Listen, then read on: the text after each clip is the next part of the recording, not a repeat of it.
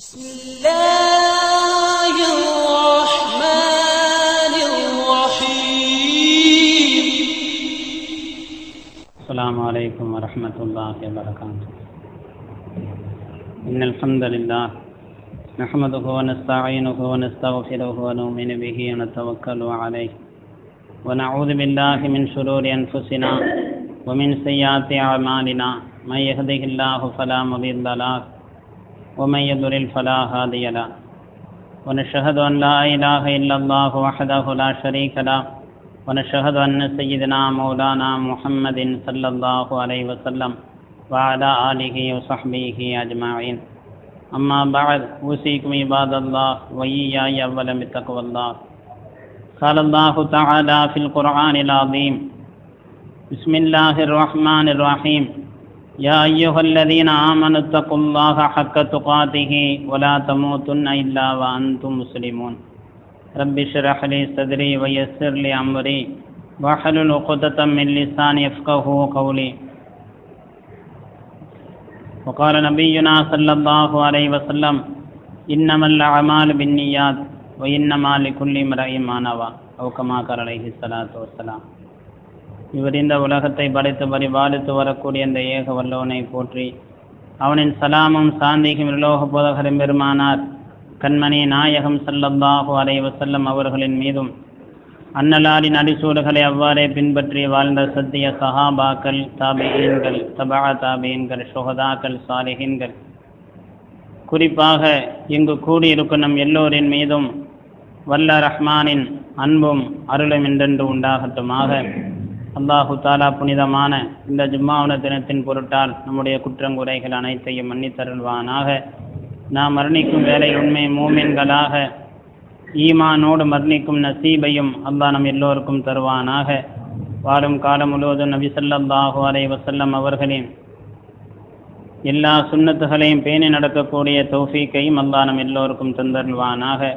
நபி ஸல்லல்லாஹு அலைஹி வஸல்லம் அவர்களை கனவிலும் நினைவிலும் மீண்டும் மீண்டும் கண்டுகளிக்கு நற்பாக்கியத்தையும் அல்லாஹ் நம் எல்லோருக்கும் தருவானாக. இங்கு பேசப்படக்கூடிய பேச்சுக்களை நம்முடைய வாழ்க்கையில் கடைபிடித்து வாழக்கூடிய தௌஃபீக்கையும் அல்லாஹ் நம் எல்லோருக்கும் தந்தருள்வானாக. ஆமீன் ஆமீன் ஆரம்பம். அல்லாஹ் நண்பிற்குரிய மூமின்களே, இன்னைக்கு உலகம் முழுவதும் தீமைகள் பரவலாக இருக்கிறது இன்னைக்கு நம்ம கண்கூட பார்க்குறோம். ஏன்னா நாயகம் ஸல்லல்லாஹு அலைஹி வஸல்லம் அவர்கள் சொன்ன ஒரு முன்னறிவிப்பு, ஒரு எச்சரிக்கை. இது கியாமத்தினுடைய அடையாளங்களாக சில அடையாளங்களை நாயகம் ஸல்லல்லாஹு அலைஹி வஸல்லம் அவர்கள் பட்டியலிடும் போது அது மிக முக்கியமாக சில பாவங்களை சொல்லுவாங்க ஸல்லல்லாஹு அலைஹி வஸல்லம். இது கடைசி காலகட்டத்தில் அதிகமாக நிகழும், அதுவும் குறிப்பாக இஸ்லாமிய சமுதாயத்து மக்கள்கிட்ட இது அதிகமாக நிகழும் என்று ஸல்லல்லாஹு அலைஹி வஸல்லம் அவங்க சொல்லியிருக்கிறாங்க. அந்த அடையாளங்கள்ல ஒரு சில அடையாளங்கள் என்னன்னு சொன்னா, கடைசி காலகட்டத்தில் முஸ்லீம்கள்ட்ட ஏற்படக்கூடிய அந்த மிக பெரும் பாவங்கள் என்னன்னா தலாக் அதிகமாக நிகழும் ஸல்லல்லாஹு அலைஹி வஸல்லம் சொல்லுவாங்க. கஸ்ரத்து தலாக், தலாக் முஸ்லீம்கள்ட்ட அதிகமாக நிகழும். இது ஒரு வகையான பாவம். இன்னொரு பாவம் என்னன்னா கத்வுர் ரஹம், அதாவது உறவு துண்டிப்பும் அதிகமாகும். அவ்வளவு நெருக்கம் இருக்காது. தாயும் மகனுக்கும் உறவு துண்டிப்பு ஏற்படும், அண்ணன் தம்பிக்குள்ள சண்டை சச்சரவு ஏற்படும். அப்ப உறவு துண்டிப்பு அதிகமாகும், அதாவது சண்டை சச்சரவுகள் அதிகமாக நிகழும். குடும்பத்துக்குள்ளேயே அதிகமா பேசாம இருப்பாங்க. இந்த நிகழ்வுக்கும் அதிகமாக ஏற்படும் ஸல்லல்லாஹு சொன்ன அடையாளங்களில் ஒன்று. அடுத்ததாக நாயகம் ஸல்லல்லாஹு அலைஹி வஸல்லம் அவங்க சொல்லுவாங்க, கடைசி காலத்தினுடைய அடையாளங்களில் ஒன்று வா அத்தா அர் ரஜுல் இம்ரஅத்தஹு, ஒரு ஆண் தன்னுடைய மனைவிக்கு முழுமையாக கட்டுப்பட்டு நடப்பான்.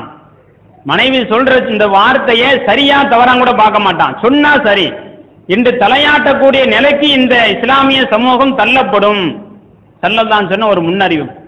அடுத்து ஸல்லல்லாஹு சொல்லுவாங்க, மனைவிக்கு கட்டுப்பட்டு நடந்த உடனே அடுத்து செய்யக்கூடிய செயல் என்னன்னா, அடுத்து செய்யக்கூடிய செயல் தன் தந்தையை வெறுப்பான், தாயை துண்டிக்க ஆரம்பிச்சிருவான். தந்தையை அடிக்கிறது, தாயின் தன்னை விட்டு தூரமாக்குறது, இதுவும் அதிகமாக நடக்கும். ஸல்லல்லாஹு அலைஹி வஸல்லம் அவங்க இப்படி பாவங்களை பட்டியலிட்டு சொல்லி இருக்கிறாங்க. இன்னைக்கு நாம இதை கண் கூட பார்த்துக்கிட்டு இருக்கிறோம். எங்க பார்த்தாலும் சரி, முஸ்லீம்கள் நிரம்பி இருக்கக்கூடிய பகுதிகளில் தலாக் அதிகமா நிகழுது. முஸ்லீம்கள் நிரம்பி இருக்கக்கூடிய பகுதிகளில் ஆணுக்கு செல்வாக்கு இல்லை, ஆணினுடைய பேச்சு ஈடுபடுவதில்லை, சுயமா ஒரு முடிவு எடுக்க முடியல. இன்னைக்கு உறவுகள் அதிகமா துண்டிக்கப்படும், இன்னைக்கு எல்லாம் கண்கூடா பார்க்கிறோம்.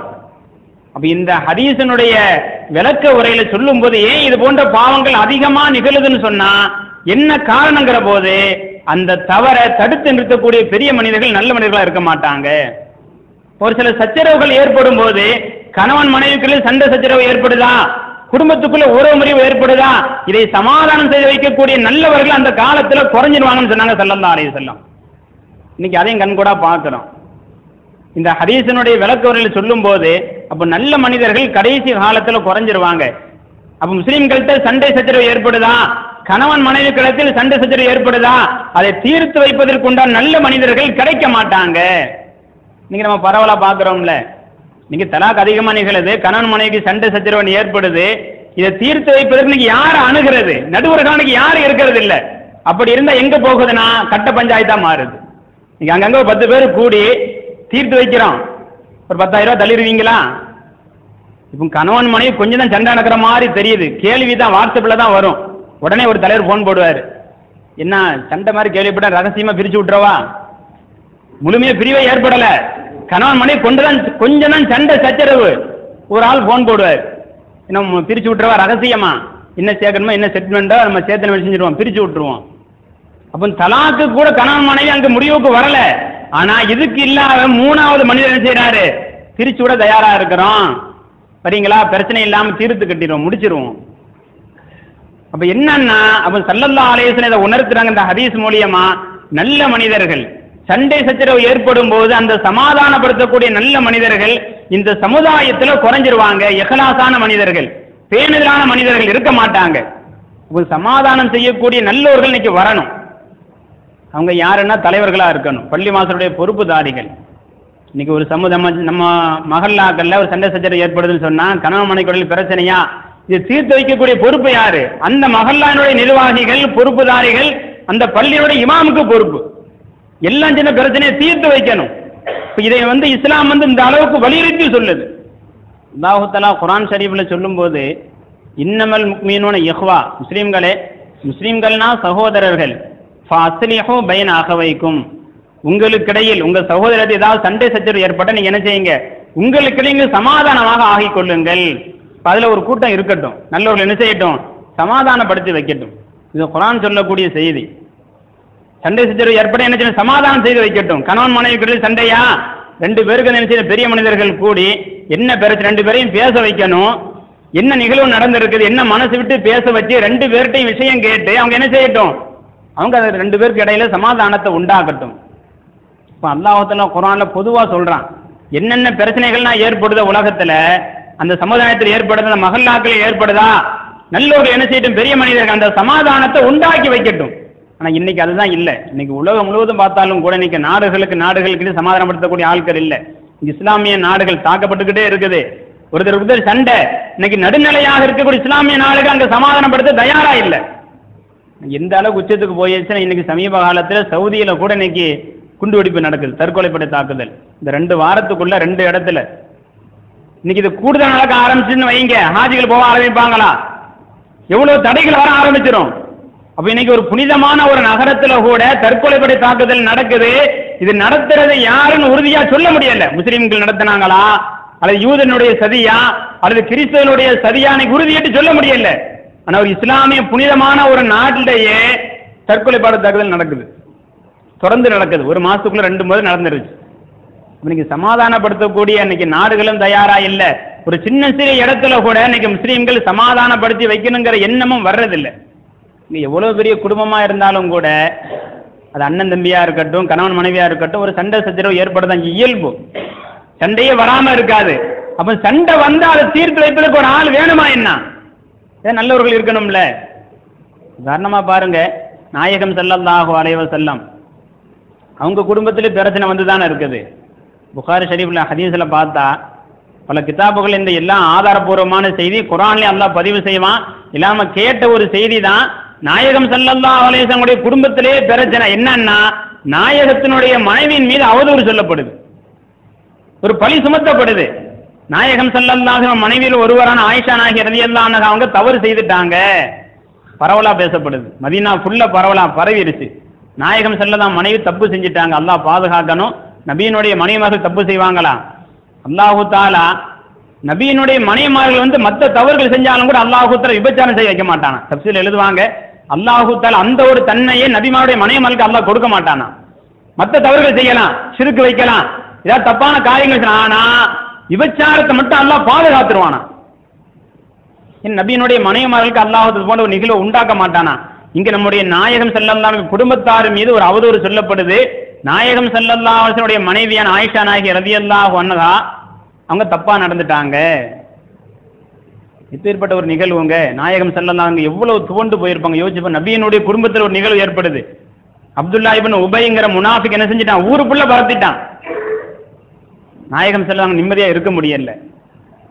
நாயகம் குடும்பத்திலே பிரச்சனை வரும்போது ஸல்லல்லாஹு அலைஹி வஸல்லம் கூப்பிட்டு ஆலோசனை கேட்டாங்களாம். தஃசீர்ல எழுதுவாங்க, புகாரி ஷரீஃப்லயும் வரும். சில சஹாபாக்கள் கூட நாயகம் என்ன செய்யறாங்க, சின்ன சஹாபாக்களை கூப்பிட்டு ஆலோசனை கேட்கிறாங்க. உசாமா ரலியல்லாஹு அன்ஹு உங்களுடைய வளர்ப்பு மகனுடைய மகனார் கூப்பிட்டு கேட்டாங்களாம், நீங்க என்ன நினைக்கிறீங்க, மனைவி மீது இப்படி தப்பா பேசப்படுது, உங்களுடைய கருத்து என்ன? அவங்க சொன்னாங்களா, யார சூழல்லாம் உங்க மனைவி மகள் தப்பு செய்வாங்களா? அல்லாஹ் உங்களுடைய குடும்பத்துக்கு தப்பு செய்யக்கூடிய சூழ்நிலையை கொடுப்பானா? அவங்க நல்லவங்க தான், நல்லவங்கன்னு சொல்றேன். இன்னும் உங்க குடும்பத்தார் வேற யார்ட்டையும் இங்க விசாரிச்சு பாருங்க. அவங்களுடைய வேலைக்கார அம்மா கூடவே இருக்கிறவங்க இருக்கிறாங்க, பரீரம்மா, அந்த அம்மாட்ட கூட கேட்டு பாருங்க. அலி ரலியல்லாஹு கூப்பிட்டு கேட்டாங்க, தன்னுடைய மருமகனார் கூப்பிட்டு கேட்டாங்களா, அலி அவர்களே நீங்க என்ன நினைக்கிறீங்க? அப்ப அவங்க ஆறுதலா சொன்னாங்க, யார சொல்ற, நீங்க ஏன் கவலைப்படுறீங்க? அல்லாஹ்வுத்தாலா உங்களுக்கு பல மனைவிமார்களை கொடுத்துருக்கிறான். இந்த அம்மா இல்லாட்டாலும் இன்னொரு பெண்ணை அல்லாஹ்வுத்தாலா மனைவியா கொடுப்பான். நீங்க ஏன் கலங்குறீங்க? இந்த ஒரு பெண்ணுக்காக வேண்டி விட்டுருங்களேன். அப்ப ரசூலுல்லாஹ் சமாதானப்படுத்துறாங்க. இன்னொரு ஆள்கிட்டையும் ஸல்லல்லாஹு ஆலோசனை கேட்டாங்க, உமர் ரலியல்லாஹு கூப்பிட்டு கேட்டாங்க, உமர் அவர்கள் நீங்க என்ன நினைக்கிறீங்க? அப்ப அவங்க ஒரு கருத்து சொன்னாங்களாம், யார ரசூலல்லாஹ் உங்க மேனியில் நாங்க பார்த்துக்கிட்டே இருக்கிறோம், உங்க மேனியில ஒரு நாள் கூட ஈ உட்கார்ந்தது இல்லை. ஈ கூட உங்க மேனியில உட்காராத போது உங்க மனைவியினுடைய மேல ஒரு அந்நியன் தொடுவானா? கண்டிப்பா நடந்திருக்காது. யார ரசூலல்லாஹ் உங்க மேல ஈ உட்காராமே அல்லாஹ் பாதுகாக்கும் போது உங்களுடைய மனைவிய ஒரு அந்நியன் கண்டிப்பா தொட்டிருக்க முடியாது. அந்த ஒரு சூழல் ஏற்படாது. யார சூழல் அல்லாஹ்வுடைய மனைவி மேலையும் பாதுகாத்திருப்பான். யார நீங்க மனசு குழப்பிடாதீங்கன்னு சொன்னாங்களாம். இப்போ நாயகம் ஸல்லல்லாஹு அலைஹி வஸல்லம் ஆலோசனை கேட்கிறாங்க. தன்னுடைய குடும்பத்தில் ஏற்பட்ட ஒரு துக்ககரமான ஒரு நிகழ்வு, கடைசி அது எந்த அளவுக்கு ரசூல் ஸல்லல்லாஹு அலைஹி மனவேதனைப்பட்டிருந்தா தன் மனைவிட்டு போய் கேட்டாங்களாம். ஆயிஷா நாயகி ரலியல்லாஹு அவங்கள்ட்ட போய் நேரடியாக போய் கேட்டாங்களாம். மனைவியோட வீட்டுக்கு வந்துட்டாங்க. ஆயிஷா நாயகி ரலியல்லாஹு அத்தா இருக்கிறாங்க, அபூபக்கர் சித்திக் அவங்க இருக்கிறாங்க ரலியல்லாஹு அன்ஹு, அவங்களுடைய அம்மா உம்மு ருமான் அவங்க இருக்கிறாங்க ரலியல்லாஹு அன்ஹா. வீட்டில் வச்சு ஸல்லல்லாஹு அலைஹி வஸல்லம் கேட்டாங்களாம். இவ்வளவு கடுமையான வார்த்தை பாருங்க, ஆயிஷா ரலியல்லாஹு அன்ஹா, ஆயிஷாவே என் காணமா யக்கூனும், இப்போ மக்கள்னா பேசுறாங்க, தப்பு செய்துட்டாங்க, அவங்க மனைவி தப்பு செஞ்சுட்டாங்கன்னு பேசுறாங்க, அந்த தப்பு உன்னிடத்தில் இருக்குமே யானால் ரசூலுல்லாஹ் கேட்டாங்களாம். மா யக்கூனும் இந்தகி ஜல்லத்துன், நீ இப்படியா ஒன்று தெரியாம தப்பு செய்திருந்தா பத்தூப்பு நீ அல்லாட்ட மன்னிப்பு கேளுமான்னு சொன்னாங்களாம். எவ்வளவு கடுமையான ஒரு வார்த்தை. கேட்கறது கணவரே, அது நாயகம் ஸல்லல்லாஹு அலைஹி வஸல்லம் கேட்கறாங்க தன் மனைவிட்ட. அப்படி தப்பு செஞ்சிருந்தா பத்தூப்பு இல்ல, நீ அல்லாட்ட மன்னிப்பு கேளுமா. இப்போ இன்னும் அல்லாஹு தஆலா என்ன செய்வான், யார் மன்னிப்பு கேட்டா அல்லாஹு தஆலா மன்னிச்சிருவான், நீ மன்னிப்பு கேளுமான்னு சொன்னாங்க. இந்த வார்த்தையை ஆயிஷா நாயகி ரலியல்லாஹு அது வரைக்கும் அவதூறு வரும்போது கொஞ்சம் அளவு பொறுமையா இருந்தாங்க. இப்போ தன் கணவர், அது ஒரு நபி கேட்கும் போது தன்னுடைய ஹபீபை இந்த வார்த்தையை சொன்னவனால தாங்கிக்கிற முடியலையா. அத்தாவை பார்த்து சொன்னாங்களாம், அத்தாவை பாருங்க என்ன கேட்கறாங்க பாருங்க, எனக்கு பதில் சொல்லுங்களேன், என்ன கேட்கறவங்க மகளாரை பார்த்து பதில் சொல்லுங்களேன். அத்தாவை பார்த்து ஆயிஷா நாயகி கேட்டாங்களாம் ரலியல்லாஹு அன்ஹா, பதில் சொல்லுங்க. அவங்க சொன்னாங்களாம், நான் என்னமா சொல்லுவேன், ஊரெல்லாம் சொல்லுது, நான் என்ன சொல்றது? அத்தா கேட்கறாங்களாம், நான் என்ன சொல்லுவேன், ஏன் ஹபீபு அவங்க வேதனைப்படுற, நான் என்ன சொல்ல முடியும்? அம்மாவை பார்த்து சொன்னாங்களாம், அம்மா சொல்லுமா, என்னம்மா இந்த அம்மா நான் என்ன சொல்றது? எதுக்கு இந்த நிகழ்வை சொல்ல வரேன்னா, எவ்வளவு ஒரு கடுமையான சோதனை. நாயகத்தினுடைய வீட்டில் ஒரு சோதனை நடக்குது, தன்னுடைய மனைவியின் மீது ஒரு அவதூறு சொல்லப்படுது. இப்ப நாயகம் ஸல்லல்லாஹு அந்த குடும்ப பிரச்சனை யார் தீர்த்து வைக்கிறது? அல்லாஹ் தீர்த்து வைக்கிற ஆயத்தை இறக்கி வச்சுட்டான். 10 ஆயத்து இறங்குது. இன்னல்லதீன ஜாஉ பில் இஸ்கி உஸ்பத்தும் மின்கும், அல்லாஹ் ஆயத்தை இறக்கிட்டான். 10 ஆயத். நபியினுடைய மனைவி மீது அவதூறு சொல்லப்பட்டுச்சு, அது அவதூறு தான், அவங்க பரிசுத்தமானவங்க. அல்லாஹ் 10 ஆயத்தை இறக்கிட்டான். அல்லாஹ் சொல்றான், லா தஹஸபுஹு ஷர்ரன் லக்கும் பல் ஹுவ கைருல் லக்கும், யார சொல்ற அது உங்களுக்கு தீமை இல்லை, அது உங்களுக்கு நலவு தான். அல்லாஹ் இப்படி ஆயத்தை சொல்லிட்டான். இப்படி ஒரு நிகழ்வு, இந்த ஒரு சோதனை வர்றது உங்களுக்கு நன்மை தான், உங்களுக்கு தீமை இல்லை, இதுல ஒரு கயிறு இருக்குது, நன்மை இருக்குது. அல்ல அந்த ஆயத்தை சொல்ல வரும்போது அந்த செய்தியும் குறிப்பிடுவான். அப்ப அல்லாஹ் அந்த பிரச்சனையை தீர்த்து வைக்கிறான். நபியினுடைய பிரச்சனை மற்ற மக்கள் தீர்த்து வைக்க முடியாது. இப்ப அல்லாஹ்வே இறங்கிட்டான், ஆயத்தை இறக்கிட்டான். இப்ப அல்லாஹ் என்ன செஞ்ச, குடும்பத்துல ஒரு சமாதானத்தை உண்டாக்குறான். இந்த ஆயத்தை அடிப்படையா வச்சு சொல்லுவாங்க ஒரு சில இமாம்கள், ஏன் நாயகத்தினுடைய வாழ்க்கையில இந்த ஒரு நிகழ்வை ஏற்படுத்துறான்னு சொன்னா, ஒரு நபியினுடைய குடும்பத்துல கூட ஒரு சண்டை, ஒரு சின்ன பிரச்சனை ஏற்படுது, அல்லாஹ் ஏற்படுத்துறான், அல்லாஹ்வே தீர்த்து வைக்கிறான். இது போன்ற சில பிரச்சனைகள் முஸ்லீம்களுடைய குடும்பத்துல ஏற்படும். அப்ப என்ன சில நடுநிலையானவர் இந்த பிரச்சனையை தீர்த்து வைக்கணும். அல்லாஹ் அந்த செய்தியை உணர்த்தத்தான் நம்முடைய நாயகன் ஸல்லல்லாஹு குடும்பத்தில் இப்படி ஒரு நிகழ்வை ஏற்படுத்துறான்னு சில தஃசீர்ல சில விளக்க உரையில் இப்படி ஒரு காரணத்தை சொல்லுவாங்க. அப்ப அல்லாஹ் நாயகம் ஸல்லல்லாஹு குடும்பத்தில் ஏற்பட்ட அந்த நிகழ்வு காரணம் என்ன? அப்ப முஸ்லீம்களுடைய குடும்பத்தில் பிரச்சனைகள் ஏற்படுதுன்னா எப்படி அல்லாஹ் தீர்த்து வைத்த அது என்ன செய்யணும், சில நல்ல மனிதர்கள் நல்ல எண்ணத்தோடு இஹ்லாஸான எண்ணத்தோடு அந்த பிரச்சனையை அணுகி அந்த குடும்பத்தில் சுமூகமான ஒரு சூழலை உண்டாக்கணும். அந்த ஒரு நிகழ்வுக்காகத்தான் அல்லாஹ் இப்படி ஒரு நிகழ்ச்சியை நாயகத்தினுடைய வாழ்க்கையில ஏற்படுத்தினான்னு சொல்லுவாங்க. அப்போ உலகத்தில் எந்த மனிதரா இருக்கட்டும், குடும்பத்தில் சண்டை சச்சரவோ அண்ணன் தம்பிக்குள்ள பிரச்சனை, ஊர்ல பிரச்சனை வரத்தான் செய்யும். இதை தீர்த்து வைப்பதற்கு ஒரு சில குழுக்கள் வரணும், சமுதாயத்தில் ஏற்படுத்தி அதான் குறையும். இந்த தலைவர்கள்ட்ட அந்த எண்ணம் இல்லை, ஒரு சில நல்ல மனிதர்கள் கூட இந்த பிரச்சனை தீர்த்து வைக்கணுங்கிற எண்ணம் இல்லை. இன்னைக்கு ஆள் பார்த்தா இன்னைக்கு காசு வசூல் பண்றதுல இருக்குது. எந்த அளவுக்கு வேதனைனா, நம்ம கம்பத்தை சார்ந்தவர் தான், அறிமுகமானவர் தான். ஒரு சில வருடங்களுக்கு முன்னால் தன் மனைவி கவர்மெண்ட் வேலைக்கு முடிவாகி ஒரு மார்க்கு ஏதோ திருத்தும் போது ஒரு மார்க்கு குறைவாயிருச்சு. திருத்ததில்லை, அந்த ஒரு மார்க் இருந்தால் கவர்மெண்ட் வேலையே கிடைக்கும். இப்போ இங்க தன் மனைவியோடு மெட்ராஸுக்கு போறாரு. மெட்ராஸில் போய் யாரும் சந்திக்க முடியல. கடைசியில் இன்னைக்கு இஸ்லாம் இயக்கங்கள், பிரபலியமான இயக்கங்கள் ஒரு இயக்கத்தை நாடி போனா அந்த இயக்கத்தை போய் சந்திக்கிறாரு. மனைவியோட போய் அணுகணுங்க, உயர் அதிகாரிகளை பார்க்க வரணும், வாங்க. இந்த மனைவி புர்கா போட்டிருக்கிறது, இவர் அடையாளம் எல்லாம் வச்சிருக்கிறாரு. போய் சந்திக்கும் போது அந்த இயக்கத்தை சார்ந்தவங்க கேட்டாங்களா, நீங்க எங்கேருந்து வரீங்க, அந்த ஊர்ல எங்க இந்த இயக்கத்தை சார்ந்தவங்க தான் கடிதம் எழுதி வாங்கிட்டு வந்திருக்கீங்களா? மனைவி புர்கா போட்டிருக்கிறா, இவருக்கு அடையாளங்க முஸ்லீமான்னு கேட்கல. என்ன நீங்க இந்த ஊர்ல இருந்து வரீங்களே, எங்களுடைய இயக்கத்தினுடைய இந்த அங்க ஒரு குழு இருப்பாங்க, ஆட்கள் இருப்பாங்க, அங்க நீங்க தொடர்பு கொண்டு ஏதாவது ஒரு அனுமதி சீட்டு வாங்கிட்டு வந்தீங்களா? எங்க போயிருச்சு பாருங்க. அல்லாஹ் ரசூலை விட தன் இயக்கங்க பெருசா போயிருச்சு. தன் இயக்கத்தினுடைய சீட்டுக்கு முக்கியத்துவம் கொடுக்கக்கூடிய இவங்க ஒரு முஸ்லீமுக்கு முக்கியத்துவம் கொடுக்கல. இதுங்க தொடர்ந்து நடக்குது. இன்னைக்கு ஒரு முஸ்லீம் பாதிக்கப்பட்ட முஸ்லிமான் பார்க்க முதல்ல என்ன, இவர் நம்முடைய சகோதரரா இவர் கேட்கிறார். ஒரு முஸ்லீம் பாதிச்சவன என்னங்க முதல்ல அவர் கேட்கிற கேள்வி என்ன, ஒவ்வொரு இயக்கவாதிகளும், இவர் நம்ம சகோதரரா? நம்ம சகோதரன் என்ன அர்த்தமா, அந்த எந்த இயக்கத்தில் இருக்கிறார் அந்த இயக்கத்துக்கு அந்த வட்டத்துக்குள்ள இருந்தா தான் அந்த சகோதரர். அல்லாஹ் அப்படியே சொல்றான் குர்ஆன்ல, இன்னமல் முஃமினூன, அல்லாஹ் இன்னமல் முஃமினூன தான சொல்றான். இன்னமல் முஃமினூன இஹ்வா, முஸ்லிம்கள் சகோதரர்கள். அல்லாஹ் அந்த குர்ஆனுடைய ஆயத்தை இன்னமான்னு சொல்லிட்டு ஒவ்வொரு இயக்கத்தினுடைய பேர் சொல்லப்படலையே. தாமகா இருக்கட்டும், பாமக தான் பேர் வச்சிருக்கிறோம்ல, ஒவ்வொரு இயக்கத்தினுடைய பேரு. அல்லாஹ் அப்படி சொல்ல ஆரம்பிச்சானா இந்த இயக்கத்தை சார்ந்தவர்கள் தான் சகோதரர்கள் சொன்னான்னு வைங்க, நீங்க நியாயமா சொல்லலாம். இப்ப அல்லாஹ் முஸ்லீம்ங்கிற வார்த்தையை தானே பயன்படுத்துறான், முஸ்லீம்கள் சகோதரர்கள்.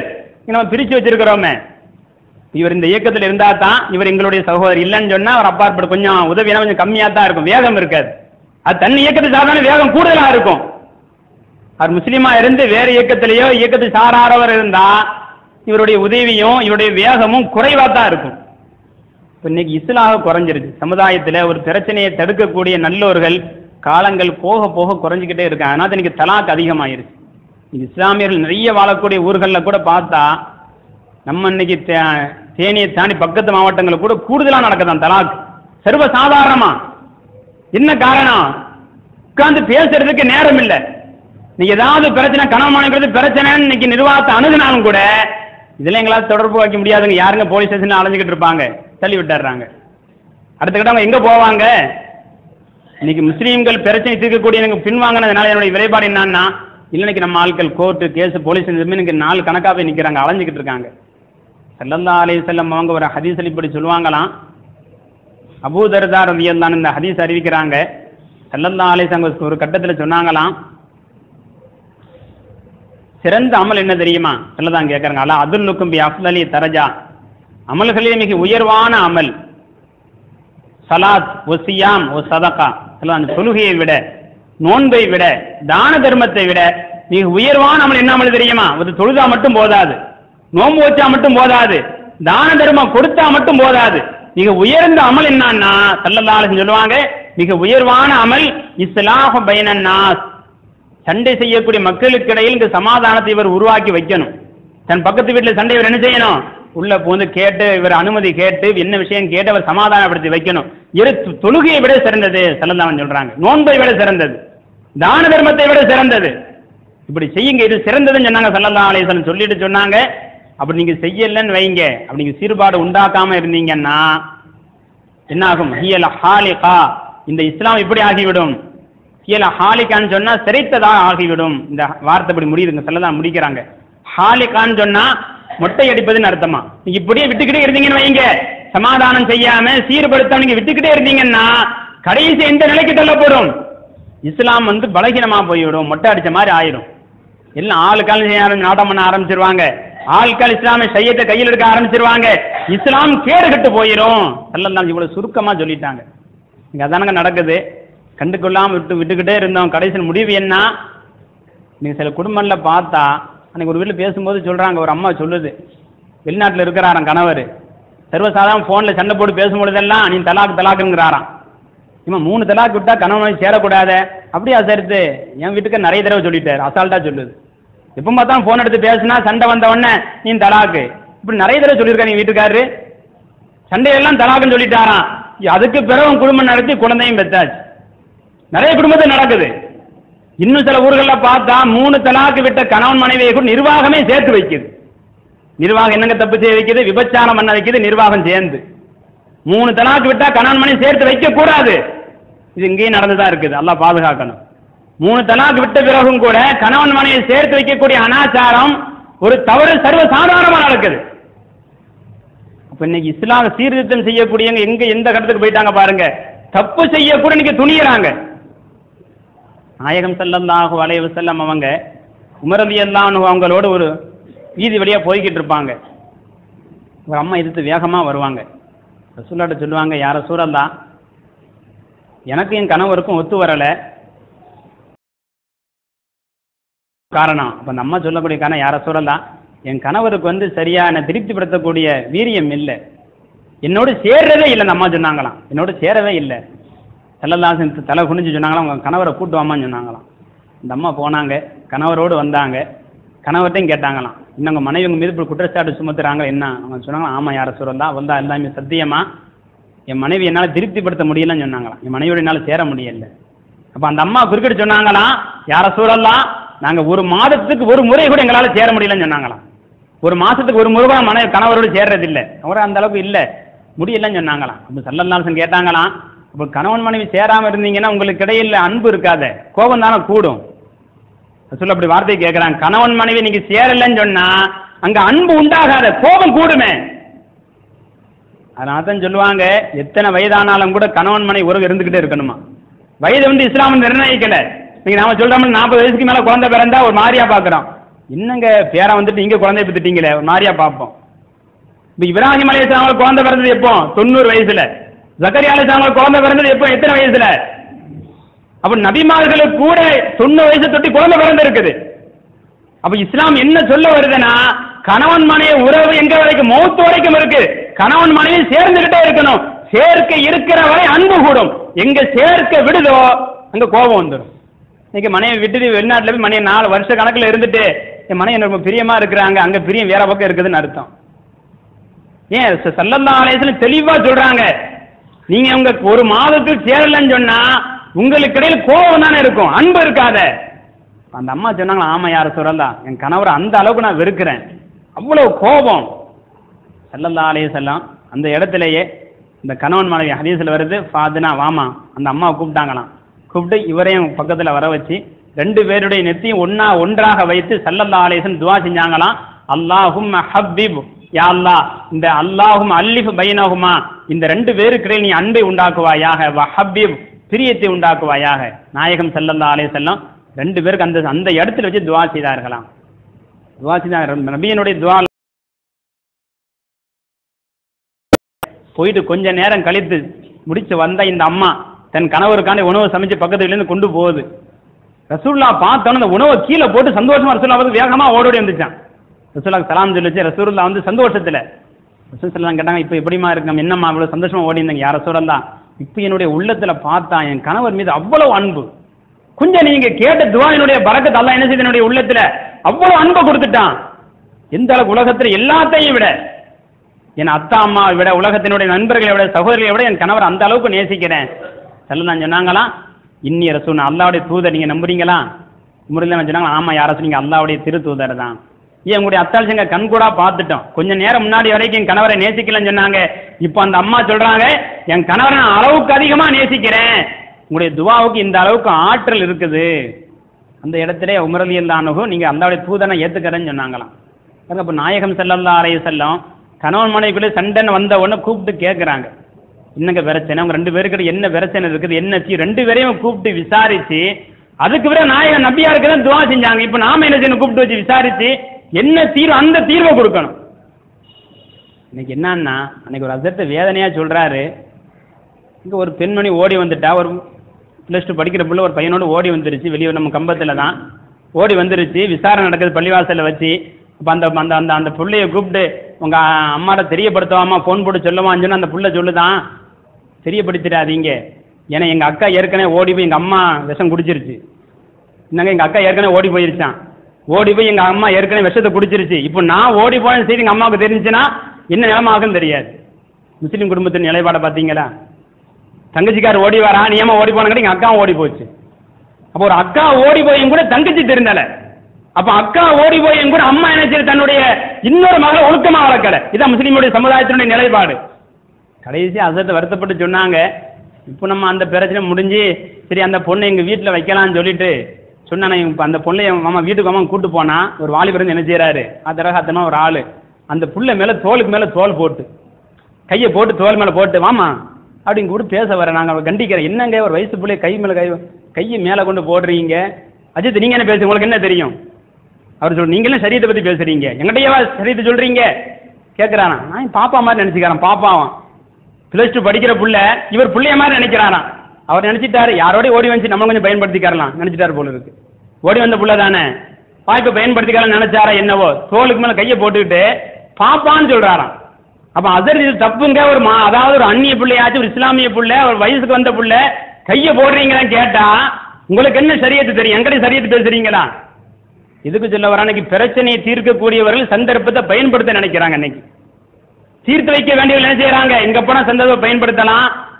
ஒரு அதாவது சரியத்து கூட தெரியல. ஒரு வயதுக்கு வந்த பெண்ணை தொடுறது தப்பாச்சே, ஹராமாச்சே, தப்புன்னு சொன்னாலும் கூட என்ன வார்த்தை வருது, அஜித் மார்க்கெல்லாம் வாய் கூடிருச்சு. அடுத்து அஜித் மார்களுக்கெல்லாம் திமிர்த்தனம் அதிகமாயிருச்சு, வாய் கூடிருச்சு. எதுக்காண்டி? குர்ஆன் ஹதீஸை சொன்னா திமிர்த்தனம் கூடிருச்சான். அல்லாஹ் பாதுகாக்கணும். அப்ப இன்னைக்கு பிரச்சனையை தீர்க்கிற பேர்லயே இன்னொரு பிரச்சனைக்கு நம்ம சமுதாயத்துக்கு கொண்டு வரோம், பாவத்தை கொண்டு வரோம், தப்ப கொண்டு வரோம். அப்ப இஸ்லாம் எதை வலியுறுத்தி சொல்லுதுன்னா, சில நல்ல மனிதர்கள் பிரச்சனையை தீர்ப்பதற்கு வரணும். கணவன் மனைவி பிரச்சனையா, நல்லவர்கள் முன் வரணும். அண்ணன் தம்பிக்குள்ள பிரச்சனை, நல்லவர்கள் வந்து என்ன செய்ய, அந்த பிரச்சனையை தீர்க்கணும். இல்லைன்னு சொன்னா சமுதாயம் சீர்பட்டு போய். இதுக்கு என்ன அடிப்படையான காரணம்? நமக்கு வரக்கூடிய தலைவர்கள், பள்ளிவாசல் நிர்வாகிகள் நல்லவர்களா இருக்கணும், அல்லாஹ்வுக்கு பயந்து வாழக்கூடியவங்க, 5 நேர தொழுகையாளிகளா, வட்டி வாங்காதவங்க, வரதட்சணை என்று திருமணம் நடத்த வந்த துணிச்சல் இருக்கணும். எல்லா தன்மையும் இருந்தா தான் பள்ளிவாசல் நிர்வாகிகள் தன்மை இருந்துச்சுன்னு வைங்க, அந்த மஹல்லாக்களை தவறு குறையும். அல்லாஹு தாலா அதுபோன்று நல்ல சூழ்நிலை நம்ம சமுதாயத்துக்கு தந்தல் புரிவானாக. வாஹிதான் அல்ஹம்துலில்லாஹி ரப்பில் ஆலமீன். அஸ்ஸலாமு அலைக்கும்.